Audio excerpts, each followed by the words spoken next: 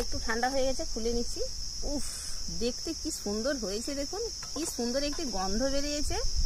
বন্ধুরা, এই রেসিপিতে আদা রসুন পেঁয়াজ গুঁড়ো মশলা কিছুই লাগছে না, লাগছে শুধু একটু কাঁচা আম। এই পনিরের রান্নাতে বাঙালিয়ানা আনার জন্য এটি খেতেও যতটা সুস্বাদু, রান্না করতেও ততটাই সোজা।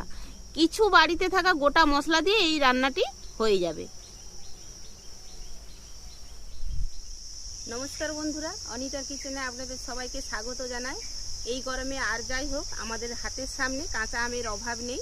এই কাঁচা আম দিয়ে আর বাড়িতে থাকা পনির দিয়ে অসাধারণ স্বাদের একটি রেসিপি বানিয়ে দেখাবো, যা আমাদের এই গরমের মধ্যে পেটকে ঠান্ডা রাখে, মুখে রুচিও ফেরায়। তো এর আগে আমি বাড়িতে পনির বানানোর রেসিপি একটা দেখিয়েছি, আপনারা আমার চ্যানেলে গিয়ে দেখে নিতে পারেন। তো চলুন এই অসাধারণ রেসিপিটি শুরু করা যাক।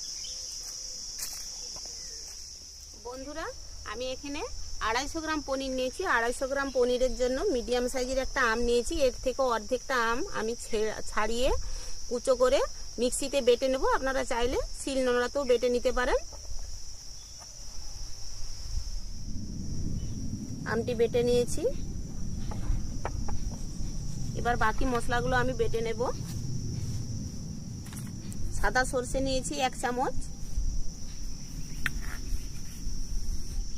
সাদা সরষের হাফ আমি কালো সরষে নিয়েছি, সব একসঙ্গেই বেটে নেব।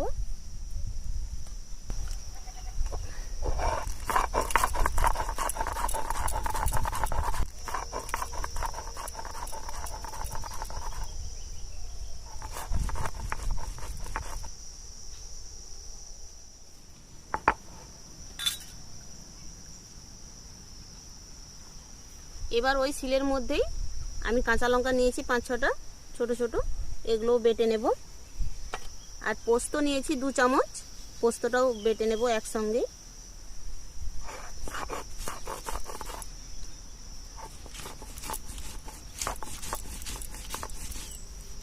আজকের এই পনিরের রেসিপিটি আমি নিরামিষ রান্না করছি। এটি খুব অল্প উপকরণ দিয়ে রান্না হচ্ছে এবং চট জলদি, কোনো ঝামেলা নেই। খুব সহজেই সবাই রান্নাটি করতে পারবে আর খেতে অসাধারণ স্বাদের হয়। আমি সব মশলাগুলো রেডি করে নিয়েছি, এবার মাখিয়ে নিব একটা পাত্রে। পনিরের সাইজগুলো দেখুন, এইভাবে আমি চৌকো চৌকো করে কেটে নিয়েছি। এবার আমি মাখিয়ে নেব।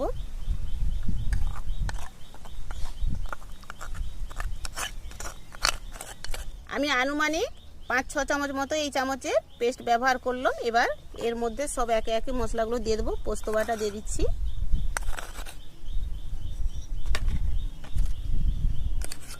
কালো সরষে সাদা সরষে একসঙ্গে বেটেছিলাম দিয়ে দিলাম, স্বাদ মতো লবণ,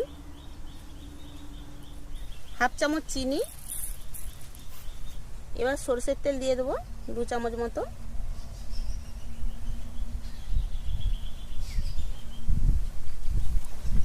এবার আমি আস্তে আস্তে করে চামচের সাহায্যে মাখিয়ে নেব, যাতে লক্ষ্য রাখতে হবে পনিরগুলো ভেঙে না যায়।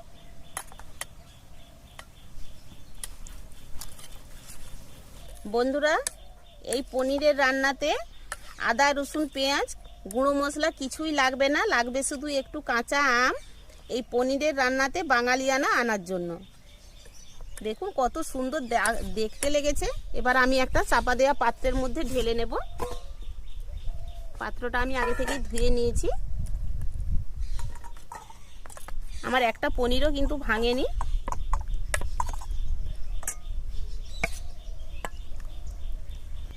এবার আমি ওপর থেকে 2 চামচ আরও সরষের তেল দিয়ে দেব।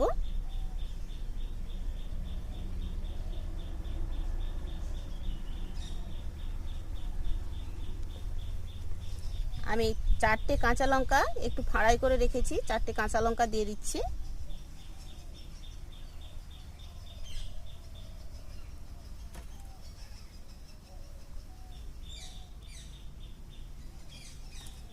আর একটা শুকনো লঙ্কা নিয়েছি, দেখতে ভালো লাগার জন্য, তাই একটা শুকনো লঙ্কাও দিয়ে দিচ্ছি। এবার চাপাটি বন্ধ করে দিচ্ছি। এবার উনুন ধরিয়ে নেব।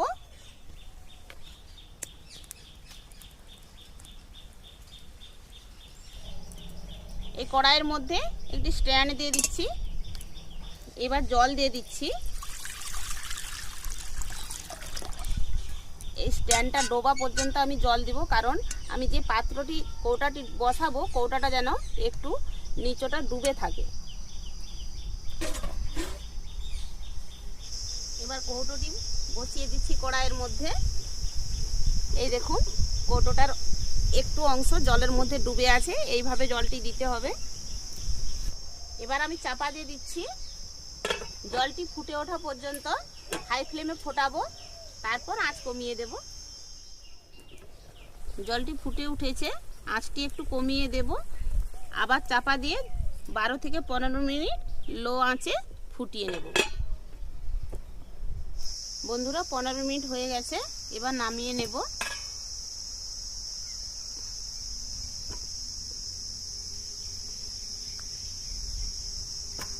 একটু ঠান্ডা হোক, ঠান্ডা হলে চাপাটা খুলবো। একটু ঠান্ডা হয়ে গেছে, খুলে নিচ্ছি।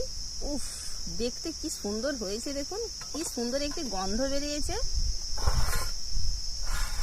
দেখেই জিভে জল চলে আসছে।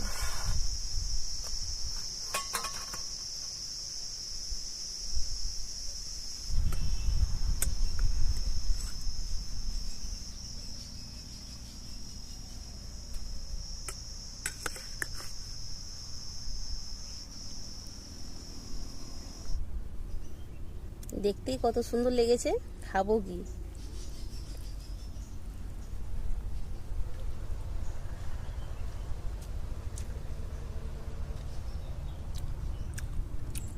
অসাধারণ।